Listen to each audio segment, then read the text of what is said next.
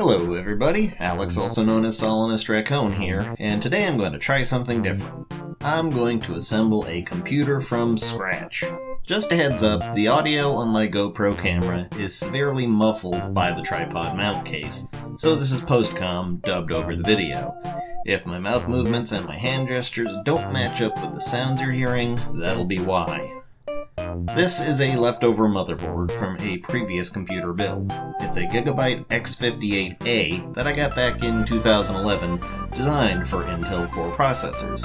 I'm putting it together because my roommate's laptop is clearly communicating to us that it is on its way out and she needs to be able to get online.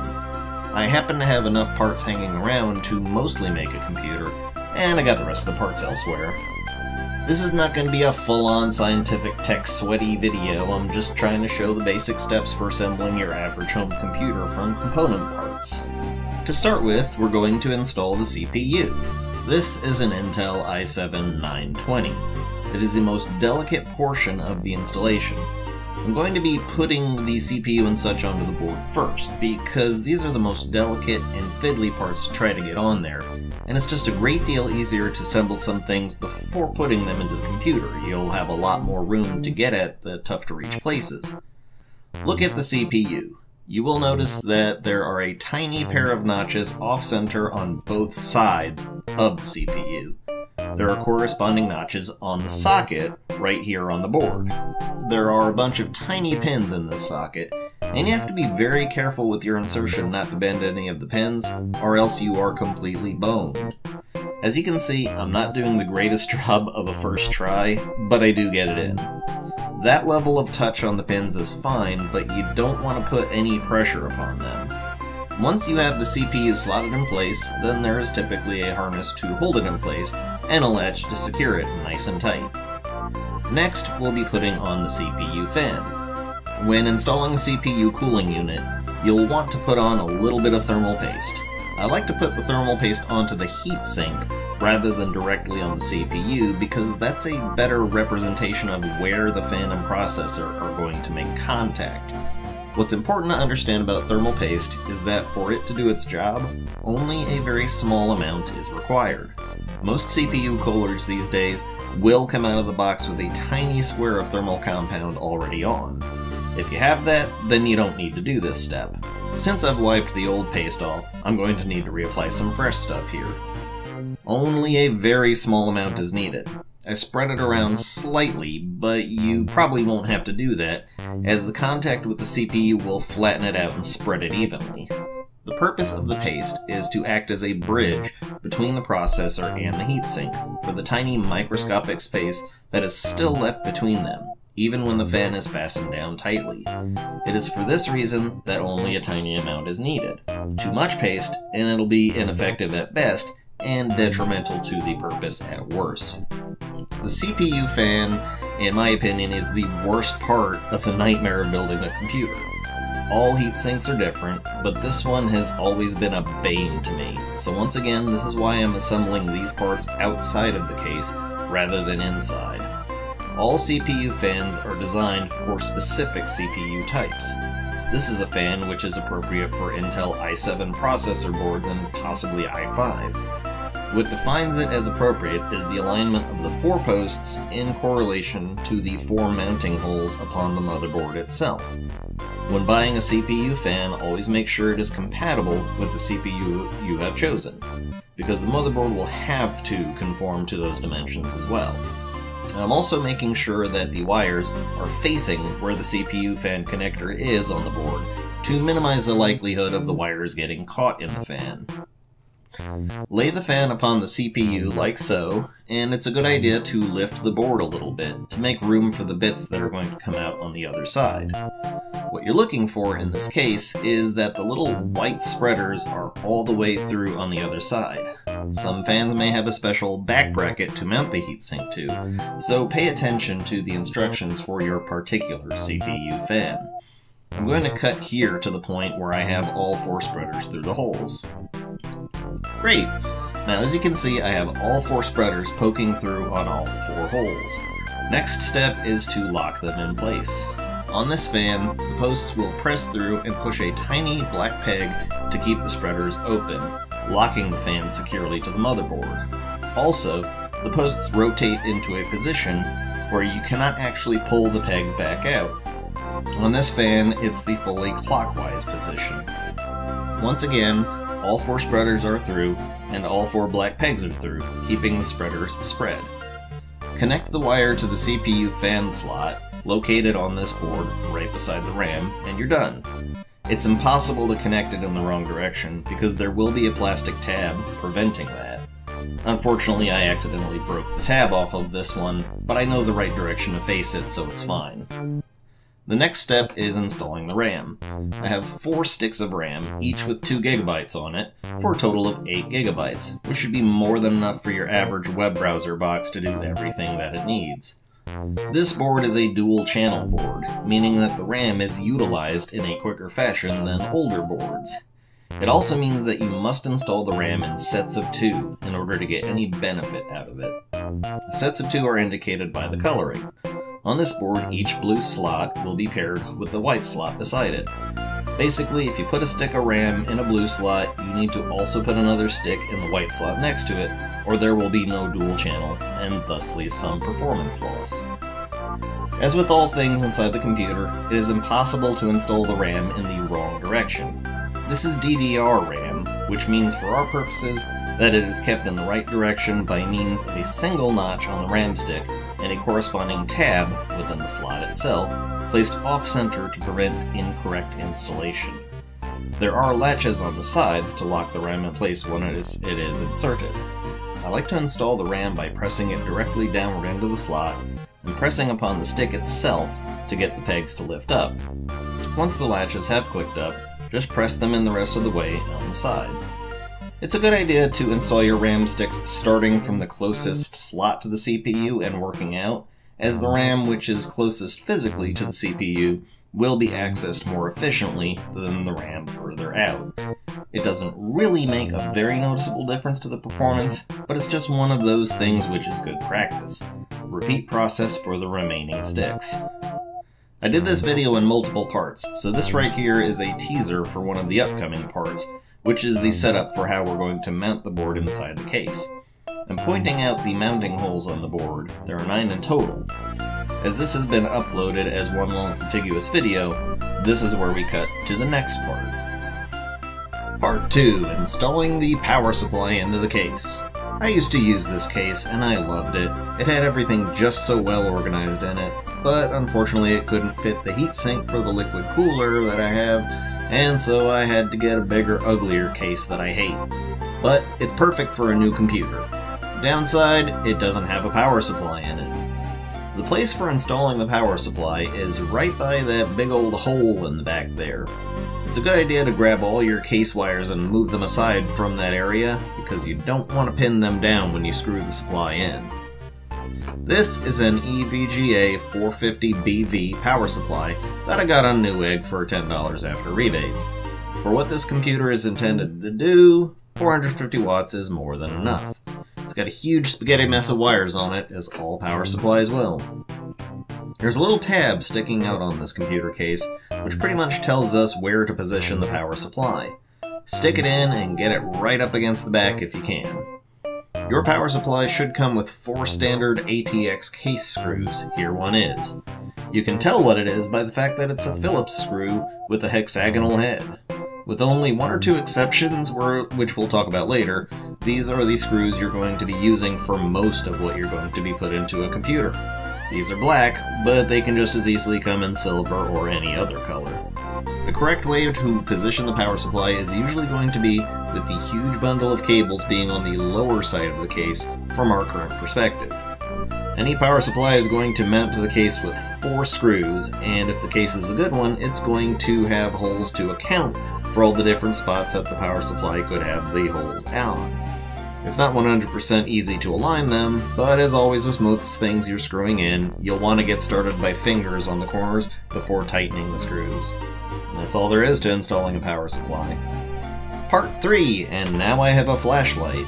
This is the part where we put in the board mounting screws. in preparation for the installation of the motherboard itself. Putting in the mounting screws can be a little challenging, because even though we are protected from too much complication by the ATX form factor that most computer parts adhere to, each motherboard is still going to be a little different, and you may need to place the mounting screws differently. This is what a motherboard mounting screw looks like. It is going to be completely hexagonal and have a little hole in the top for when you actually fasten the board down. This board has 9 mounting holes, and I only have 8 mounting screws, so the decision must be made about which part of the board isn't going to be supported as much. Usually the case will come with enough mounting screws, but sometimes the motherboard will have a couple as well. You can get mounting screws easily online, or if you happen to have a computer parts store nearby, you can get them there. This isn't the sort of thing that Best Buy or Walmart will carry. You'll need a place like Fry's Electronics or something similar. The decision of which part of the board that doesn't get the screws in these cases is to remember what part of the board is going to need the actual support. That decision should be made based upon where you're not going to be putting pressure onto the board. This is why it helps to install a few things onto the board itself before putting the board into the case. I would say that the area around the CPU and the RAM is a good candidate, but don't stress yourself out too heavily over this detail, as the board can take a little bit of pressure without breaking. First order of business, sort out which holes in the case to use. I happen to know where the screws need to go for this board, but here's what you should do if you don't. Take the motherboard and put it up against the back of the case so that the USB ports and such are sticking out of the back, in the hole intended for them. All motherboards will come with a backplate specifically for that motherboard, but I lost mine, so I can't demonstrate how to install that. Align the board so that the ports are roughly up against the back. While I don't have one here, a whiteout pen or something I can actually leave a mark on any colored metal is a great thing to have here. When you have your board in position, you'll want to poke your whiteout pen through the holes and make a little mark, or even use a tiny screwdriver and make a little scratch. As scraping up the inside of the case would void the warranty, I would strongly suggest the whiteout pen option. Once you have all the mounting spots marked in whichever fashion you need, then it's time to install the mounting screws. As always, put them in with your fingers first to catch the thread, and get them as tight as your hands can manage. Once all of the screws are in place, you'll need to tighten them. They do make a special hex-tipped screwdriver specifically for this purpose, and it's usually available in most computer toolkits. However, I don't expect that everyone is going to buy a computer repair toolkit, so if you happen to have a bit from a socket wrench that will fit, that'll be just fine too. In this case, I use a small adjustable wrench I happen to have on hand. When you're tightening the screws into the case, you need to be very careful not to over-tighten. If you strip the thread, you've not only ruined the whole purpose of having the mounting screws, but you could very easily screw yourself over if the time ever comes that you need to extract the motherboard. Tighten the screws in just until you start to feel small to moderate resistance, and you are definitely sure that you can't unscrew it again with just your fingertips. Once again, I cannot overstress this point, do not strip the thread. Part 4. Now is the time to actually install the motherboard, yay! Since we've got all the mounting screws in, we're fine to do this now. Just a quick word on the motherboard. These days, almost universally, motherboards are going to have the sound chip built into them. Back when I first started to build computers, you had to have the separate sound card. Now it's integrated. I can't really think of a reason that the vast majority of people would need or want to get a separate sound card. Right here is where those ports should stick out. As I mentioned before, I don't have the backplate for this motherboard anymore, so it's just going to have to all hang out. But all motherboards, when you buy them new, will have them.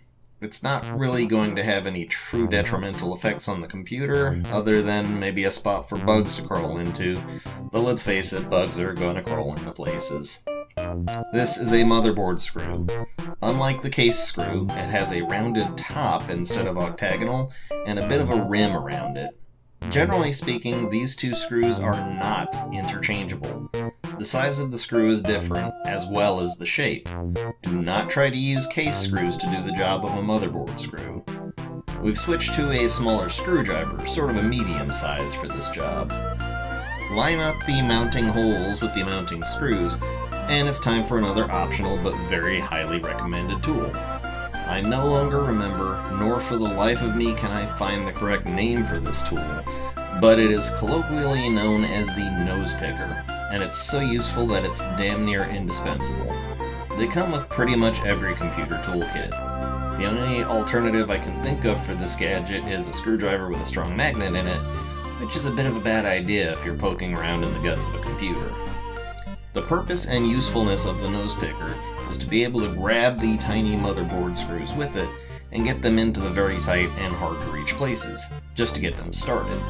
Also, if you happen to lose a screw, it's good for plucking it back out.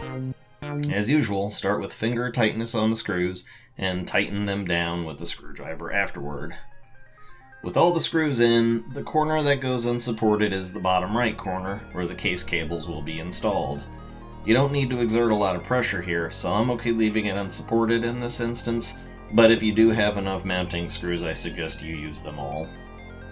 Oh boy, my favorite part, connecting the cables. First set of cables to work on is the case front cables. These are what connect your motherboard to the things on the front of the case, like the power and reset buttons and so on. The only important one to connect is the power cable, as this is what makes your power button actually work. Other nice to haves are the reset button and the power light. Hard drive lights are really kind of obsolete now, and no computer case has a speaker anymore, so you can probably ignore those. The flashlight really isn't helping me out here at this point, so I'm going to try to show some images to display what I'm talking about. Each cable that is connected to the case front is labeled with indicators of what they do. Most of them will go in one specific spot, almost always on the bottom right side of the motherboard. This type of cable connection is known as a jumper, which means that it connects two or more pins on the motherboard to each other. There are jumpers without cables connected to them on some motherboards, strictly for resetting the BIOS, but those aren't as common as they used to be. I don't really know the technical term for this part of the motherboard, but this is where the majority of the case front cables will go. Every motherboard can be a little different in how they have the pins arranged, and while most of the better motherboards will have a diagram listed right by these pins, there is no replacement for your computer motherboard's manual. If your board lacks these highly useful markers, seek the manual, you must. There is no real true right or wrong direction to install the jumpers, as the important ones only serve to close the circuit between two pins, but conventional wisdom would suggest that the lettering on the jumpers themselves face the bottom of the case. On to the USB and audio connections. If you want the USB and headphone ports on the front to work, you'll need to do these. Most boards will have their USB and audio ports clearly labeled. They are designed in such a way that it is impossible to insert them in the wrong direction. One of the holes in the plug will be closed off. Just line it up correctly and push it in. You may see more ports than you have connectors for. Some of them will be labeled as USB 2 or colored differently. As a general guideline, pretty much all USB 3.0 connections are color-coded blue, both on the external USB ports and on the internal connectors. While there are still some devices out there which don't work with USB 3, it's generally best to put your front USB port cables into the USB 3.0 connectors on the board. Some cases will have a single audio cable with two different connectors, one which says HD audio and one which says AC97. I will be perfectly honest, I have never seen a use for the HD audio connector, and connecting that one onto the audio port on the board will result in the mic and headphone jacks not working. Consult your motherboard manual for any indication of an HD audio port. If you only have one audio port on the motherboard, then plug in the AC97 for normal functionality. As with the USB connectors, the audio cable will only connect in one direction. So now let's move on to the cables coming out of the power supply. There are multiple types, so you should be familiar with their use.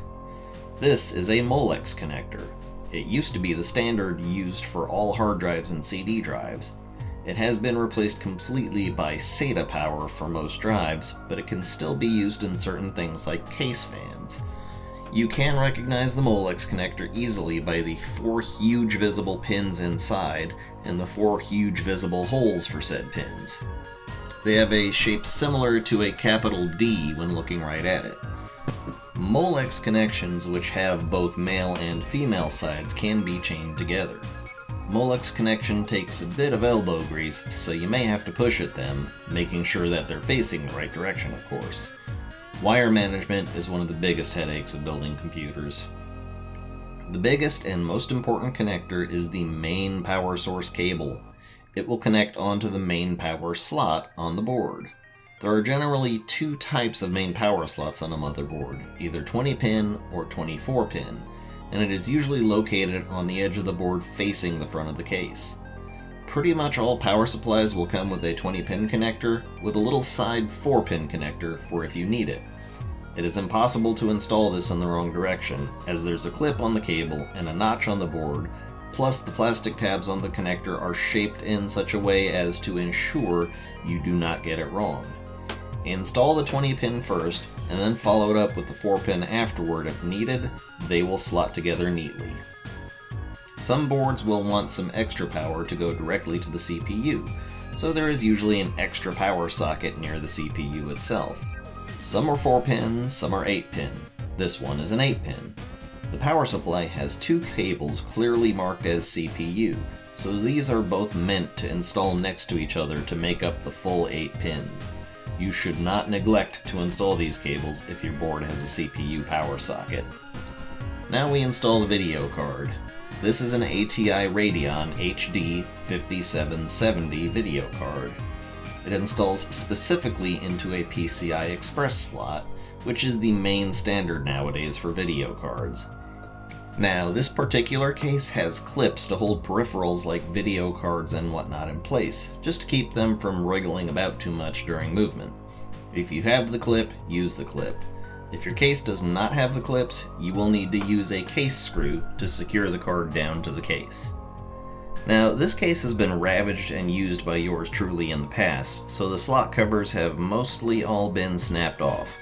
Before you remove a slot cover, take a moment first to check which slots must be uncovered by positioning your video card over the PCI Express port, but not pushing it in.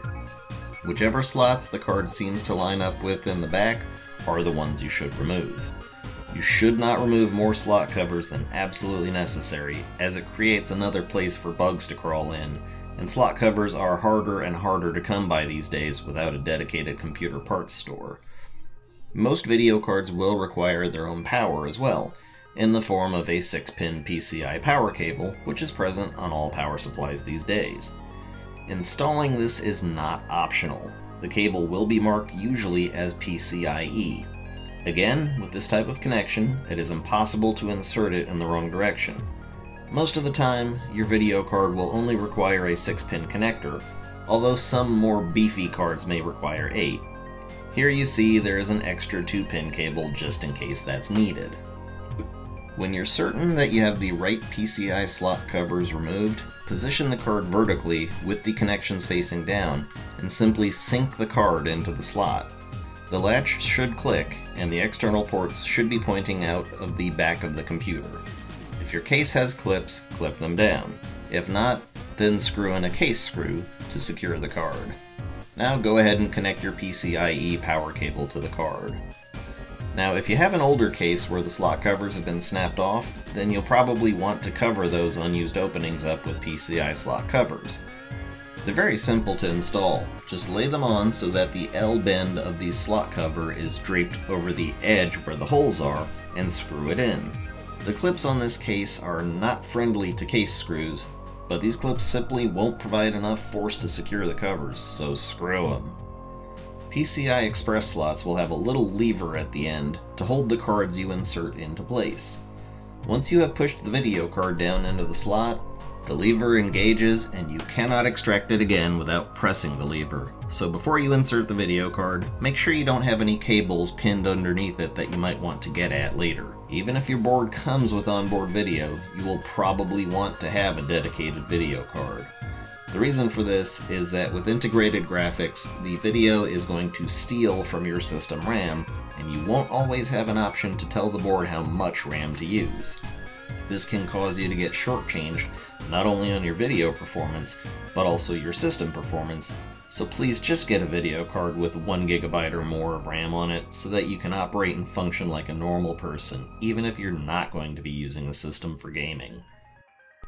Let's move on. Time to install the hard drive. This 250 GB hard drive was supplied by another of my roommates, and considering what the primary roomie is going to be using it for, 250 gigs is enough. If you're building a serious computer for serious storage, you will want several terabytes worth of hard drive space. Installing the hard drive is luxuriously easy in comparison to the rest of the build process, especially if you have a side mount case, which is most cases these days. As this one is a tray-based side mount, all I have to do is slide the tray out and affix the hard drive to it. How you do this will differ on every case, but the modern side mount trays will have little detachable clips or metal studs fixed into rubbery gaskets to hold the drive in place. Here, I simply pop off the clips on the side, put the hard drive into the tray with the connections pointing back, and then simply reattach the clips to secure the hard drive, with some finesse and the possible need of a little elbow grease. No further screws or fastenings should be necessary. That hard drive isn't going anywhere. Once the drive is properly attached to the tray, just slide it back in and it should click into place. The drive only needs to be secure enough that it's not going to jump out of the tray when you move the computer around. This is a SATA cable. Both sides are identical as far as the connection. There's a small L bend within the socket and on the hard drive connectors, which will once again guarantee the cable cannot be connected incorrectly. If you're using only one hard drive, you're probably going to have a lot of leftover cables dangling around. Nobody really puts optical media drives such as CD or DVD drives into their computers anymore, so the cavity where those normally go is a perfect place to stuff all the extra unused cabling. This is a bit of the aforementioned wire management. Frankly, the only thing you really need to worry about with internal wire management on computers is that none of the wiring will be in danger of touching any of the fans. So, whether you're going to have an optical drive or not, you're going to be connecting your storage devices by SATA. SATA is a form factor which applies both to the actual power connection and to the data connection. Most motherboards will have multiple SATA connections on them, and unless you see any color-coded difference or any differences mentioned by the motherboard manual, it does not matter at all which SATA port you connect into. If there are any differences clearly listed, then go for the SATA port which is indicated to have the highest data transfer rate, which these days is going to tend to be SATA 6 gigabits per second. It bears mentioning that the SATA cable must also support 6 gigabits per second to get the higher speed, as well as your hard drive. If you're unsure what grade of SATA you have on the hard drive or the cable, and you don't feel like taking the time to learn about it, err on the side of caution and just connect to the best SATA ports. These days they're usually the 6 gigabit per second ports. Anyways, back to the cable itself. If you have a SATA cable which has two different shaped sides, then you will have to use your best judgment.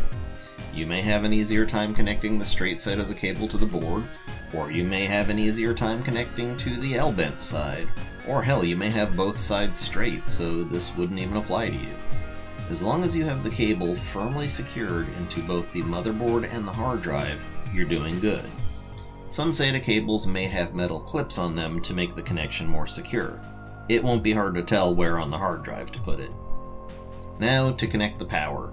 SATA power is on all modern power supplies, so just pick a SATA power cable and connect it into the back of your hard drive. Try to see if you can maneuver the cable away from any fans if you need to. You're done. One of the cool things about SATA is that it was designed to be hot swap. That means that you can perfectly safely connect and disconnect SATA power and data cables while the computer is running. This feature was meant to make it easier for people who work with servers though, and I don't recommend poking around inside of a computer while it's running, so just do this with the power off for safety's sake. And let's slap a lid on this bad boy. This is normally the easiest part, but this one is tricky because it's got cooling fans on it. Cooling fans with Molex connectors.